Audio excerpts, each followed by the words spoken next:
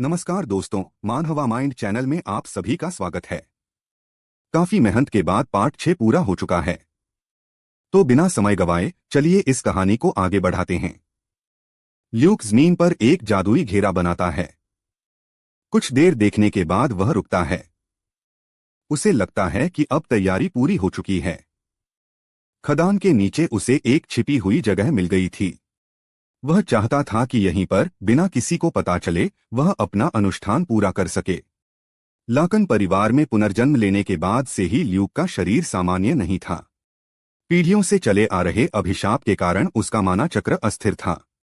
जब उसने पहले हॉरेत की राक्षसी ऊर्जा को अपने अंदर लिया था, तब उसका माना चक्र बदलकर एक ब्लैक सर्कल बन गया था। उसी की वजह से वह अपनी शारीरिक सीमाओं से आगे जा सका और उसकी जादुई शक्ति बहुत तेजी से छठे स्तर तक पहुंच गई।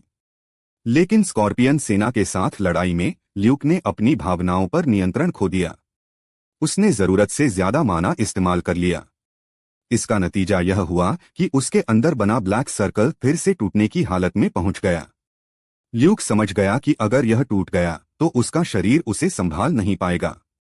इस समस्या को ठीक करने के लिए उसे फिर से वैसी ही शक्ति चाहिए थी जैसी कभी हॉरेत के पास थी। सीधे शब्दों में कहें तो उसे एक दानववंशी प्राणी चाहिए था।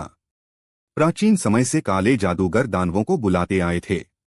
वे उनसे शक्ति लेने के बदले अपनी आत्मा तक सौंप देते थे। लेकिन ल्यूक वह रास्ता नहीं अपनाना चाहता था। वह किसी दानव से शक्ति उधार नहीं लेना चाहता था। वह एक दानववंशी को पूरी तरह अपने अंदर समा लेना चाहता था। उसकी शक्ति, उसकी ऊर्जा और उसकी क्षमताएं, सब कुछ, ताकि उस ताकत पर पूरा नियंत्रण उसी का हो। पर उसकी मौजूदा हालत में वह किसी ऊंचे दर्जे के दानव को बुलाने की स्थिति में नहीं था। इसलिए उसने तय किया कि पहले एक निम्न श्रेणी के दानव को बुलाया जाएगा। अब सिर्फ एक चीज बाकी थी, बलिदान। आमतौर पर ऐसे अनुष्ठानों में जानवर या इंसान की बलि दी जाती है, लेकिन ल्यूक के पास एक बेहतर विकल्प था, एक जादूगर का रक्त। क्योंकि एक जादूगर के खून में माना और राक्षसी ऊर्जा दोनों मौजूद होती हैं, यानी वह इस तरह के अनुष्ठान के लिए सबसे उपयुक्त होता है।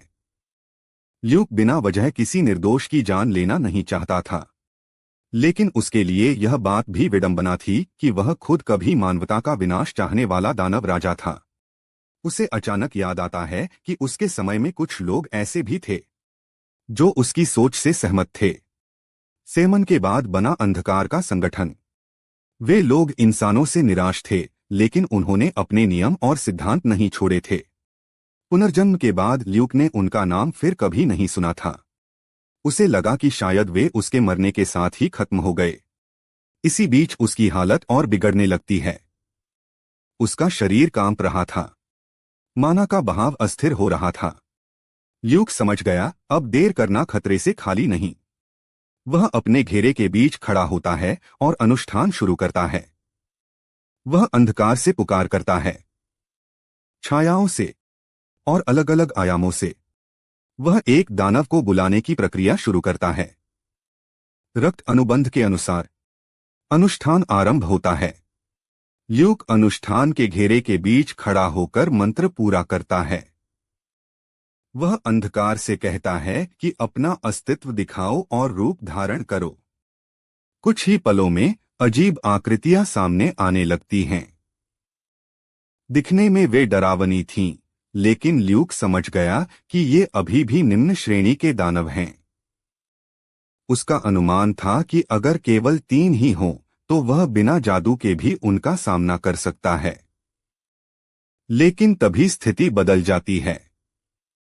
एक भारी दबाव पूरे इलाके में फैल जाता है। तभी एक और आवाज गूंजती है। वह खुद को दानव लोक के अनंत पीड़ा का राजा सेबेस्टियन बताता है। वह पूछता है कि एक साधारण इंसान ने उसे बुलाने की हिम्मत कैसे की और क्या वह इसकी कीमत चुकाने को तैयार है। ल्यूक तुरंत समझ जाता है कि कुछ गलत हो चुका है। यह दबाव किसी निम्न श्रेणी के दानव का नहीं था। यह एक उच्च श्रेणी के दानववंशी की मौजूदगी थी। उसे पूरा यकीन था कि उसने जो जादुई घेरा बनाया था वह केवल निम्न श्रेणी के दानवों के लिए था। फिर भी एक शक्तिशाली अस्तित्व प्रकट हो चुका था।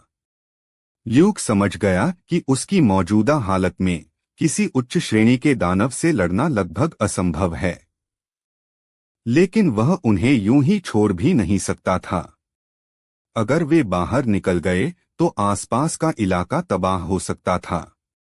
इसलिए वह तय करता है कि उसे जादुई घेरा मिटाकर उन्हें जबरदस्ती वापस भेजना होगा। सेबेस्टियन उसकी हालत देखकर कहता है कि शायद वह डर गया है। वह उसे अपनी आत्मा सौंपने को कहता है, बदले में आसान मौत देने का वादा करता है। ल्यूक साफ कह देता है कि वह डर नहीं रहा। वह यह सोच रहा है कि वह उसे हराएगा कैसे। तभी सेबेस्टियन हमला करता है। एक विशाल पत्थर ल्यूक की ओर फेंका जाता है। ल्यूक मुश्किल से बच पाता है। तभी दूसरा हमला होता है। ल्यूक अपनी तलवार से उसे रोकता है और झटके में तलवार दूर फेंक देता है। वह समझ जाता है कि यह हमला पत्थर में बदलने जैसी किसी खतरनाक शक्ति से जुड़ा है। उसे एहसास होता है कि ये दानव उसे एक पल की भी राहत नहीं देंगे। इस हाल में जादुई घेरे तक पहुंचना आसान नहीं था। ल्यूक सोचता है कि अगर यही चलता रहा तो उसके पास सिर्फ भागने का रास्ता बचेगा। लेकिन वह जानता था कि भागना हल नहीं है। वह खुद से पूछता है, कोई न कोई तरीका जरूर होगा। लड़ाई के बीच ल्यूक को अचानक एक बात महसूस होती है। ऊपर से पानी की बूंदें गिर रही थीं। वह ऊपर देखता है और सोचता है कि यहाँ पानी क्यों टपक रहा है। उसे शक होता है कि शायद कभी इस जगह के ऊपर कोई नदी बहती थी। उसी पल एक दानव तीसरा हमला करता है और आग का गोला फेंकता है। ल्यूक तुरंत ब्लिंक का इस्तेमाल करता है और उस जगह से गायब हो जाता है। आग का गोला ठीक उसी जगह जाकर लगता है जहां से पानी गिर रहा था। तेज धमाका होता है। छत टूट जाती है और ऊपर जमा सारा पानी नीचे गिरने लगता है। पूरा इलाका अचानक पानी से भरने लगता है। ल्यूक खुद को बचाने के लिए ऊपर की ओर चढ़ जाता है। वह समझ जाता है कि जादू का हर एक इस्तेमाल उसके शरीर पर भारी बोझ डाल रहा है। फिर भी वह देखता है कि गिरते पानी की वजह से दानवों की हरकतें धीमी हो गई हैं। उसे एहसास होता है कि अब उनके लिए ठीक से हिलना डुलना मुश्किल होगा। ल्यूक सोचता है कि यही मौका है जादुई घेरे को मिटाने का। लेकिन तभी वह देखता है कि सेबेस्टियन पर पानी का असर नहीं हो रहा। वह बिल्कुल ठीक खड़ा था। ल्यूक समझ जाता है कि सामने वाला साधारण दानव नहीं है। सेबेस्टियन गुस्से में उसे झुककर माफी मांगने का आखिरी मौका देता है। ल्यूक अपने हालात को साफ समझ रहा था। उसकी तलवार टूट चुकी थी। उसका काला जादुई घेरा अपनी सीमा पर था। वह गोलेम भी नहीं बुला सकता था और उसका शरीर पहले ही अपनी सहनशक्ति खो चुका था। फिर भी वह पीछे हटने को तैयार नहीं होता। सेबेस्टियन कहता है कि अगर ल्यूक हार मान ले तो वह उसे बिना दर्द के निगल लेगा। तभी ल्यूक अपने शरीर पर एक और जादू करता है, मांसपेशियों को मजबूत करने का। अचानक वह आगे बढ़ता है और सेबेस्टियन को पकड़ लेता है। सेबेस्टियन हैरान रह जाता है। उसे समझ नहीं आता कि इतनी हालत में भी ल्यूक कैसे खड़ा है। ल्यूक साफ कहता है कि उसके पास हार मानने का कोई कारण नहीं है। उसने बहुत कुछ झेला है, इसलिए अब डरने की जरूरत नहीं। उसी पल सेबेस्टियन को कुछ गड़बड़ महसूस होती है। वह पूछता है कि क्या ल्यूक को पहले से सब पता था। ल्यूक बिना रुके आगे बढ़ता है। तभी सेबेस्टियन घबरा जाता है। वह अपना फैसला बदलने की बात करता है। वह ल्यूक को अपना अधीनस्थ बनने का प्रस्ताव देता है। वह वादा करता है कि उसकी सारी गलती माफ कर देगा और अपनी ताकत भी देगा। वह ल्यूक को रुकने के लिए चिल्लाता है, लेकिन बहुत देर हो चुकी होती है। तेज धमाका होता है। धुएं और पानी के बीच ल्यूक की आवाज आती है। वह कहता है कि उसे पहले से ही अंदाजा था। और तभी वहां एक अजीब सी छोटी आवाज गूंजती है। म्याऊ। धमाके के बाद जब धुआं और पानी धीरे धीरे छंटता है, तब ल्यूक के सामने सेबेस्टियन का असली रूप दिखाई देता है। वह कोई भयानक विशाल दानव नहीं, बल्कि एक छोटा और कमजोर सा प्राणी बन चुका होता है। ल्यूक शांति से कहता है कि उसका असली रूप बहुत ही दयनीय है। सेबेस्टियन घबरा जाता है और पूछता है कि ल्यूक ने उसकी असली पहचान कैसे समझ ली। ल्यूक बताता है कि उसका भेष बहुत सही था, इसलिए उसे शक हुआ। लेकिन एक ऊंचे स्तर के दानव के लिए थोड़े से पानी से इतना डर जाना अजीब था। इसीलिए उसने जोखिम लिया और हमला करवाया। ल्यूक यह भी कहता है कि वह ऐसे प्राणियों से कई बार लड़ चुका है, इसलिए उनकी कमजोरियां जानता है। सेबेस्टियन झुंझलाकर कहता है कि इस हालत में भी वह ल्यूक को मार सकता है। ल्यूक शांति से जवाब देता है कि अगर उसे ऐसा लगता है तो वह कोशिश कर सकता है। तभी सेबेस्टियन ल्यूक के चारों ओर की आभा महसूस करता है और चौंक जाता है। वह समझ नहीं पाता कि एक इंसान में दानव स्वामी जैसी उपस्थिति कैसे हो सकती है। ल्यूक बताता है कि यह स्वाभाविक है, क्योंकि उसने एक दानव राजा को अपने अंदर समाहित किया है। यह सुनकर सेबेस्टियन पूरी तरह हिल जाता है। वह पूछता है कि आखिर ल्यूक है कौन। ल्यूक अपना पिछला नाम बताता है, साइमन। सेबेस्टियन को तुरंत याद आता है इतिहास का सबसे क्रूर दानव राजा सेमन। उसे एहसास हो जाता है कि उसके सामने खड़ा व्यक्ति कोई साधारण इंसान नहीं है। ल्यूक साफ कह देता है कि उसे पहचानना या न पहचानना कोई फर्क नहीं डालता। तभी वह काले जादू से सेबेस्टियन को जकड़ लेता है। सेबेस्टियन डर जाता है और समझ जाता है कि वह मारा जाएगा। वह जल्दी से कहता है कि इतना कमजोर दानव खाने से ल्यूक को ज्यादा शक्ति नहीं मिलेगी। ल्यूक जवाब देता है कि यह वह बाद में देखेगा।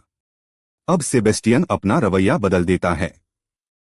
वह अपनी जान की भीख मांगता है और वफादारी की कसम खाने की बात करता है। वह बताता है कि वह दानव लोक का एक मशहूर प्रेत चोर है। साथ ही उसे दवाइयों और इलाज का भी अच्छा ज्ञान है।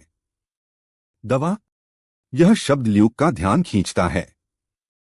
सेबेस्टियन जल्दी से कहता है कि वह चिकित्सा और औषधि निर्माण में बहुत काम आ सकता है। ल्यूक सोचता है और फिर मान जाता है। वह कहता है कि वह सेबेस्टियन को मारने के बजाय उसे एक अनुबंधित दानव के रूप में स्वीकार करेगा। सेबेस्टियन तुरंत झुक जाता है और खुद को लॉर्ड सेमन का सेवक बताता है। तभी ल्यूक उसके सामने एक छोटा सा कॉलर रखता है। सेबेस्टियन हैरान होकर पूछता है कि यह क्या है। ल्यूक शांत स्वर में जवाब देता है, घर में पाले जाने वाले जानवर के गले में उसके रंग का पट्टा होना चाहिए। अनुबंध पूरा होते ही सेबेस्टियन के गले में पड़ा हार हल्का सा चमकता है। ल्यूक उसे साफ बता देता है कि यह अधीनता का हार है। अगर वह कभी भी ल्यूक के खिलाफ जाने की कोशिश करेगा तो यही हार अपने आप उसका गला घोंट देगा। सेबेस्टियन अंदर ही अंदर चौंक जाता है। वह सोच रहा था कि थोड़ा आराम करेगा और मौका मिलते ही भाग जाएगा, लेकिन अब वह समझ चुका था कि वह पूरी तरह फंस चुका है। एक दानव होते हुए किसी इंसान के अधीन होना उसके लिए सबसे बड़ा अपमान था। तभी ल्यूक उसे बताता है कि उसने सेमन नाम छोड़ दिया है। अब से उसे लॉर्ड ल्यूक कहा जाएगा। मजबूरी में सेबेस्टियन सिर झुकाता है और प्रभु ल्यूक कहकर बुलाता है। वह पूछता है कि अब ल्यूक क्या करने वाला है। ल्यूक शांत स्वर में कहता है कि अब वह वही करेगा जो शुरू से करना चाहता था। एक अनुबंधित दानव उसके लिए काफी है। सेबेस्टियन कुछ समझ पाता उससे पहले ही ल्यूक पीछे हटने को कहता है। फिर वह काले जादू का उपयोग करता है। ब्लैक बाइंड से वह दानव को पूरी तरह जकड़ देता है और आदेश देता है कि उसे पूरी तरह निगल लिया जाए। कुछ ही पलों में सब खत्म हो जाता है। सेबेस्टियन दूर खड़ा यह सब देखकर सोचता है कि उसने शायद बहुत बड़ी मुसीबत मोल ले ली है। थोड़ी देर बाद ल्यूक दूसरी जगह पर जाकर डार्क बुलेट चलाता है। एक तेज धमाका होता है। ल्यूक महसूस करता है कि अब वह बिना परेशानी छठे चक्र का जादू इस्तेमाल कर सकता है। इसके बाद कई दिनों तक वह दानवों को बुलाने और उनका सेवन करने की प्रक्रिया दोहराता है। धीरे धीरे उसके शरीर की हालत बेहतर होने लगती है। उसके आंखों के नीचे बने काले घेरे भी कम होने लगते हैं। हालांकि लगातार हुई लड़ाइयों के कारण उसके कपड़े पूरी तरह खराब हो चुके थे। वह सोचता है कि अगर किसी ने उसे इस हालत में देख लिया तो मुश्किल हो जाएगी। तभी उसे लोरो की आवाज सुनाई देती है। लोरो उसे ढूंढते हुए वहां पहुंचती है और उसके कपड़ों की हालत देखकर घबरा जाती है। वह पूछती है कि क्या उसे चोट लगी है। ल्यूक उसे आश्वस्त करता है कि वह ठीक है और असली बात पूछता है। लोरो बताती है कि एक बुरी खबर आई है। खुफिया जानकारी के अनुसार काउंट मोनाक की सेना लाकन क्षेत्र की ओर बढ़ रही है। वे दो दिशाओं से आ रहे हैं, दक्षिणी समुद्र और उत्तरी जंगल की तरफ से। ल्यूक यह सुनकर सोच में पड़ जाता है। पूरी सेना को भेजना सिर्फ एक विस्काउंट को खत्म करने के लिए, यह काउंट के स्वभाव से भी ज्यादा कठोर फैसला था। वह मन ही मन कहता है कि जैसे बाघ खरगोश को मारने के लिए भी पूरी ताकत लगाता है, वैसे ही यह काउंट इस बार उन्हें पूरी तरह कुचलना चाहता है। अब साफ हो चुका था, अगली लड़ाई टालना संभव नहीं है। ल्यूक के क्षेत्र की तरफ बढ़ती सेना को देखकर वहां मौजूद लोग समझ जाते हैं कि दुश्मन को हल्के में लेना सही नहीं होगा। उनमें से एक कहता है, साथ ही उनके प्रति बहुत ज्यादा हीन भावना रखना भी ठीक नहीं होगा। वहां एक बेहद ताकतवर आदमी है। दूसरा आदमी गंभीर होकर बोलता है, मुझे विश्वास नहीं हो रहा कि अखाड़े में हारने के बाद भी वह इतना सख्त होने का दिखावा कर रहा है। कोई और आगे जोड़ता है, आखिर काउंट ने ऐसे आदमी को दूसरा मौका क्यों दिया। थोड़ी देर बाद उन्हें साफ दिखने लगता है कि दुश्मन पूरी तैयारी के साथ आया है। एक आवाज आती है, हाँ मुझे यकीन है, उन्होंने अपनी तैयारियां कर ली हैं। आदेश गूंजता है, सभी बलों गोली चलाओ, उन्हें हमारे क्षेत्र के पास आने की अनुमति न दें। तोपें दगने लगती हैं, आग के गोले आसमान चीरते हुए आगे बढ़ते हैं। पूरी सेना एक साथ हमला कर देती है। उसी पल जहाज के अंदर से एक आदमी बाहर आता है और अपने सामने एक बड़ी ढाल खड़ी कर देता है। लाकन के सैनिक चौंक जाते हैं। जादू! क्या काउंट के घुड़सवारों में एक रूनेनाइट भी था? वह आदमी ढाल के पीछे खड़ा होकर बोलता है, वैसे भी तुम हमारा कुछ उखाड़ नहीं पाओगे छोटे मोटे आग के साथ। फिर वह आगे बढ़ते हुए ठंडे स्वर में कहता है, चाहे तुम कितनी भी कोशिश कर लो, तुम चूहे से ज्यादा कुछ नहीं हो। उसके इन शब्दों के साथ साफ हो जाता है कि यह लड़ाई साधारण नहीं है। दुश्मन सिर्फ संख्या में नहीं बल्कि ताकत में भी तैयार होकर आया है। और अब युद्ध अपने असली मोड़ पर पहुंच चुका है।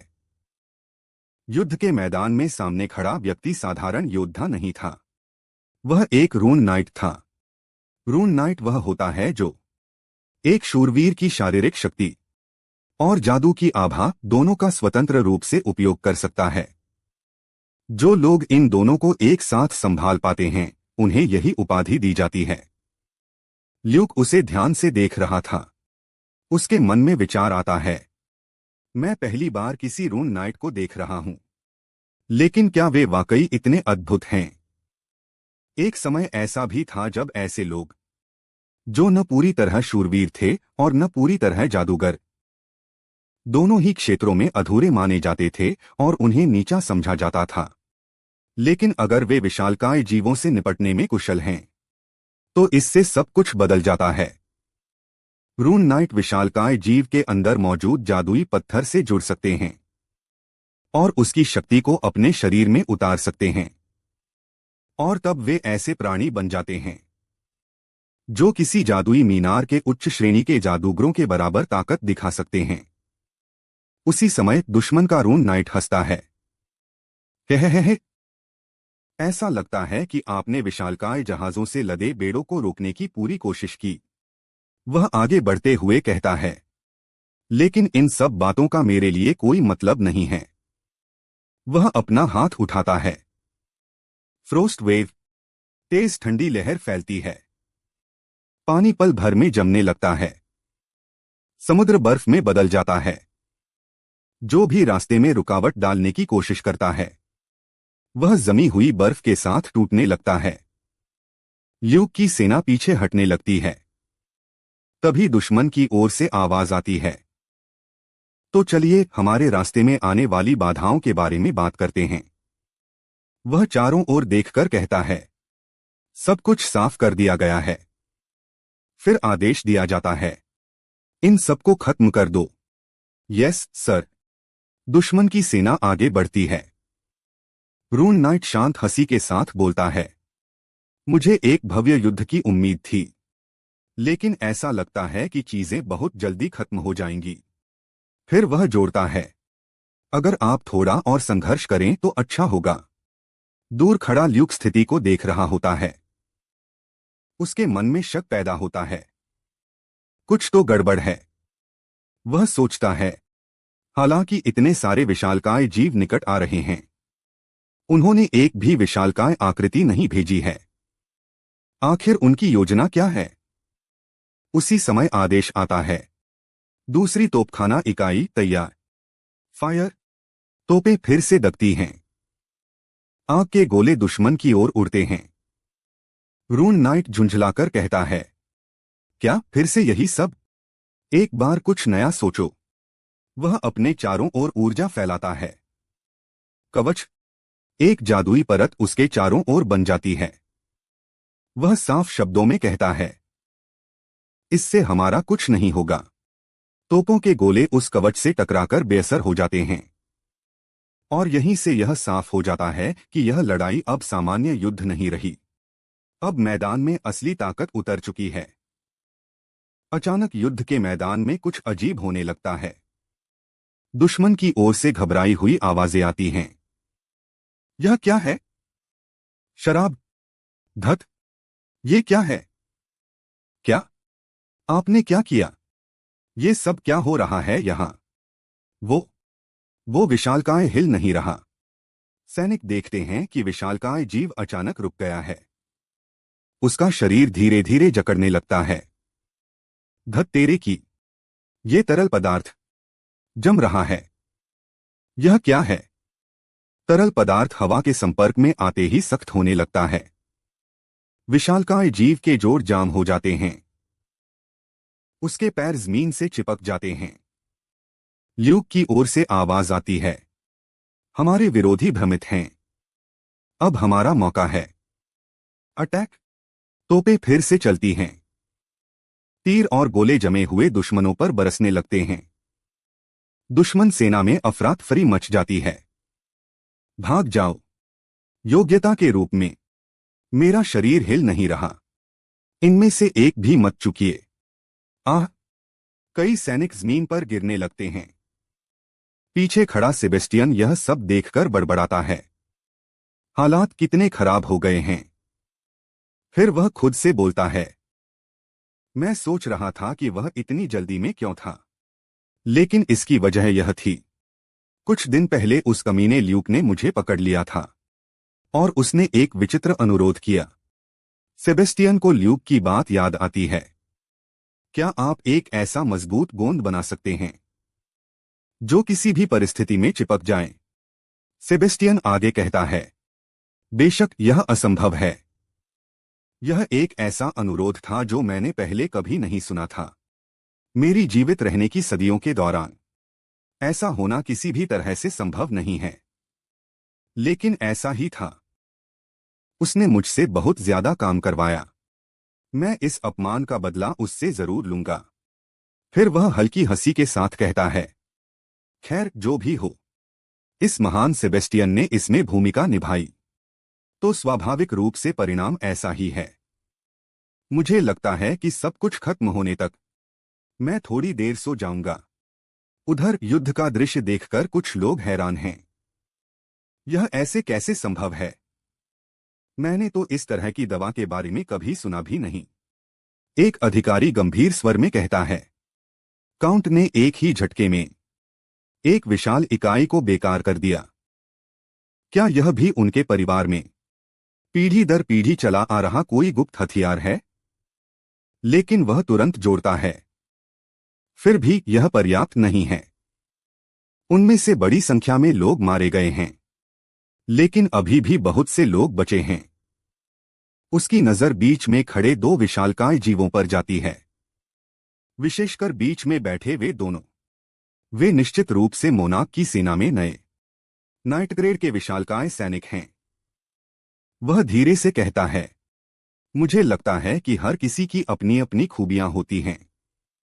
वह काफी अच्छा है।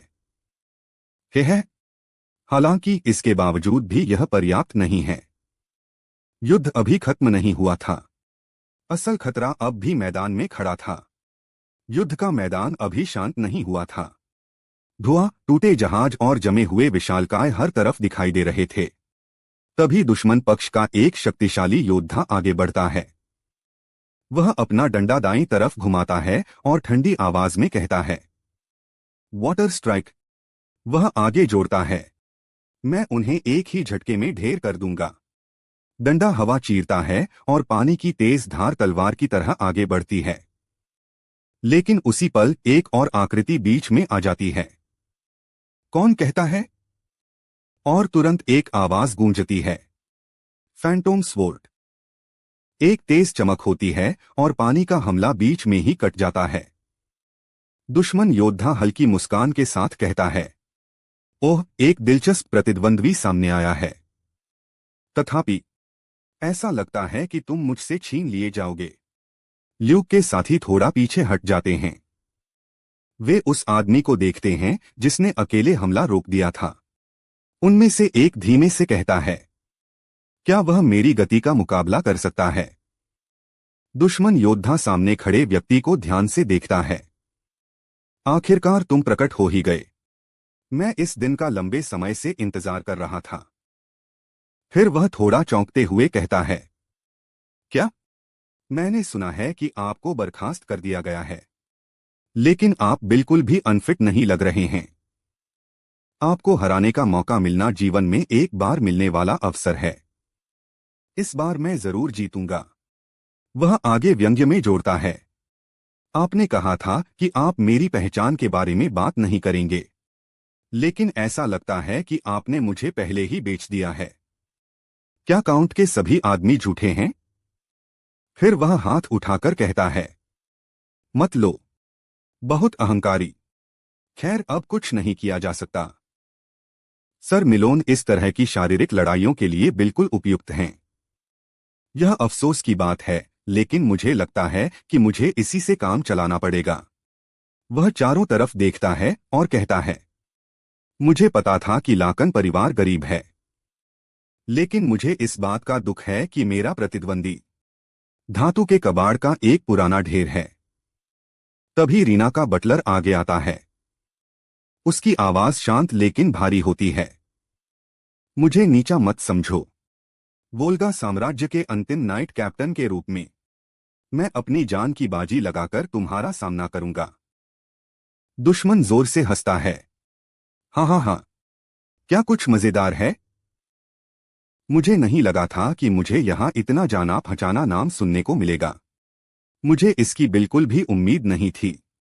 वह आंखें संकरी करके कहता है, कैप्टन विक्टर, आप पहले की तरह ही अकड़े हुए हैं। बटलर थोड़ा चौंकता है, क्या तुम मुझे जानते हो? दुश्मन धीमे लेकिन साफ बोलता है, क्या आप मुझे भूल ही गए हैं? यह तो बहुत निराशाजनक है। मैं हूं कैनियन। नाइट ऑर्डर की विफलता। उन दोनों के बीच हवा भारी हो जाती है। यह साफ था कि यह टकराव सिर्फ युद्ध नहीं, बल्कि पुराने हिसाब किताब का भी था। तो दोस्तों, आज के इस पार्ट में बस इतना ही। उम्मीद है आपको यह वीडियो समझ आया होगा और पसंद भी आया होगा। अगर वीडियो अच्छा लगा हो तो लाइक करें और ऐसे ही मानहवा एक्सप्लेन वीडियो के लिए मानहवा माइंड चैनल को सब्सक्राइब करें। मिलते हैं अगले पार्ट में।